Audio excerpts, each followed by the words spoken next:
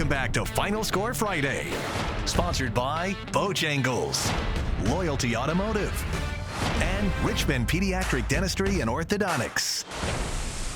All right, welcome to everyone watching us online and on our various streaming platforms. Sean and I are back with the cheerleaders from Glen Allen High School for the fifth quarter.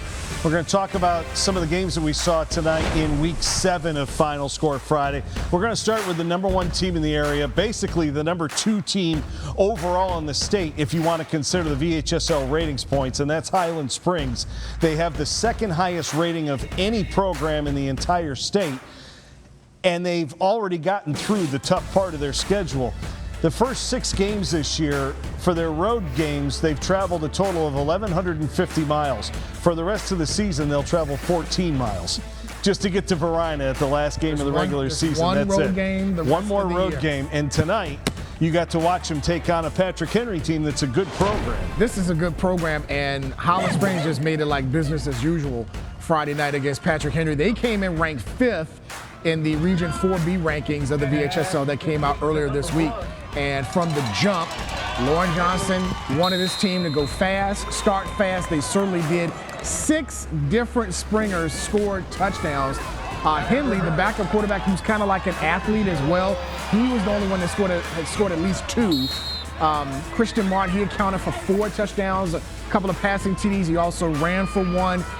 Heath, another big night for him. It was like I said, business as usual.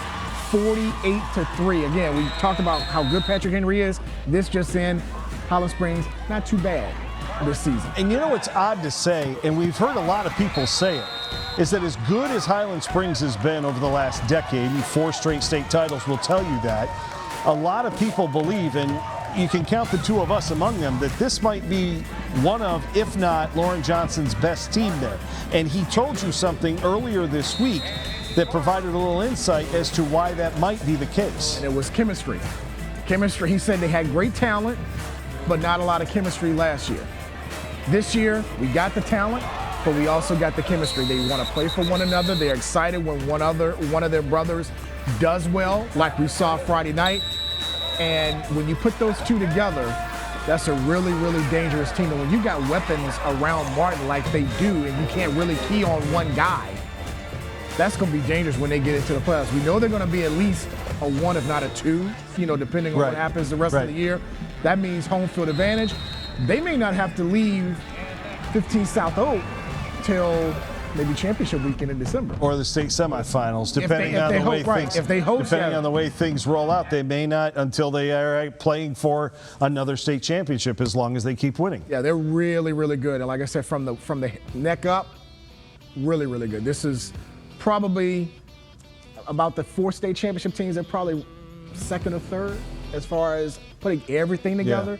And those state championship teams, they were really, really good as well. Now, the team that we talked about that they actually have to go visit later this season is Varina, which is always the East End backyard brawl every year. The Wildcats, defending state champions in Class 4, they are still undefeated as well.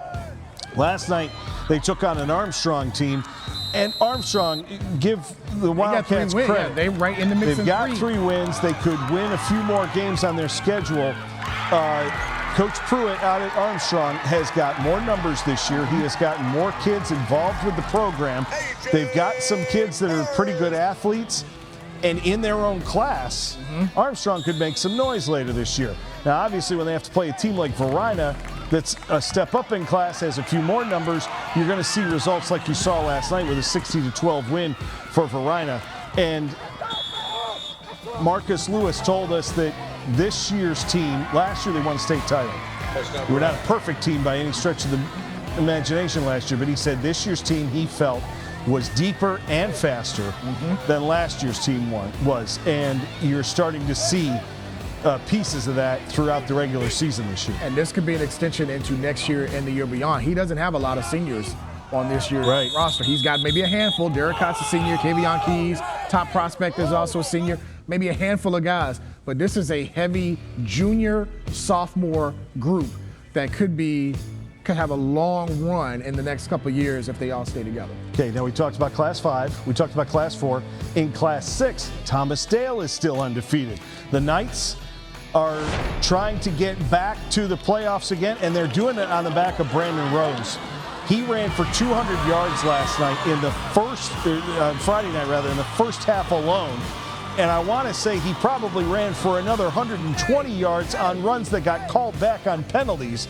So they have a rushing attack. Ethan Minter threw for a couple of touchdowns Friday night. They have a passing attack. As you can see, they have a swarming defense. So far, they've passed every test. They're going to get Dinwiddie the last week of the regular season. And the next to last week of the year, they'll have their rivalry game against LC Bird. Against LC Bird. So they've got a couple of really tough opponents coming up. But every year, obviously, Oscar Smith is the big, the big lion that lives at the end of the street that all Class 6 teams have to worry about, because Oscar Smith, the Tigers, are still one of the best teams in the state.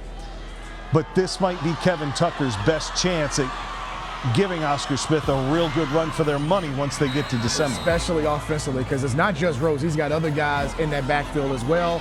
He's got the skill positions to help out Ethan Minter. You got the Tyree brothers that are, have that sprinter speed, and Rose has that sprinter speed as well. Offensively, this is probably their best chance to get that done with those 10 starters back from last year's group. And that kid number 4 right there, special talent coming out of the backfield. I think now it's either 17 or 18 touchdowns so far this season like for him. Yeah, I think he had a pair on Friday night, and it just adds to it. And again, they just give it to him, and he just runs. And if it comes back, just do it again. Call his number one more time. And currently, as of right now, they are the number 1 team in Region 6A, just a hair above Oscar Smith, but right now they have the number 1 spot. And if they could stay there, they'd host if it came down to those 2 teams in the state semifinals. One of our other undefeated teams is Dinwiddie, ranked 4 in our coaches poll. They are in Class 4, a possible matchup down the road with Varina, maybe somewhere in the playoffs, although Dinwiddie has got a couple of tough games. They still have to play Thomas Dale this year. Yep. They played Hopewell last night. These two have played every year since 1970. It's funny, the series was all knotted up at 27 wins apiece heading into last night's game. Hopewell's they're a little inexperienced this year, a little bit young for Ricky Irby, still a very good team and a good program.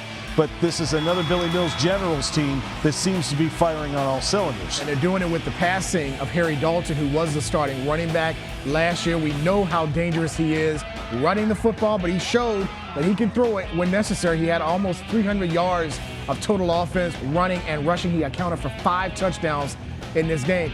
If the defenses dare Dalton and Dinwiddie to throw the football, I think he showed in that game, at least against Hopewell, that he does have the ability to throw it. The question is going to be, when they do see Thomas Dale, how will he be able to throw it against that defense? And Class 4, Region 4B is a killer. There are so many good teams in that region, Varina and Dinwiddie just being 2 of them.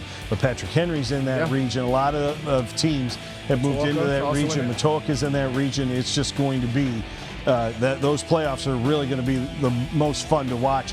One other game that came down to the wire last night, a really good matchup that we hope we get to see again in the near future. Hermitage taking on Lake Taylor out of Norfolk. Now, the reason this game came about is that Hermitage was originally trying to play Oscar Smith out of Virginia Beach. Oscar Smith could not get an opening on their schedule, so they weren't able to come up. So Timothy Jean-Pierre called Lake Taylor.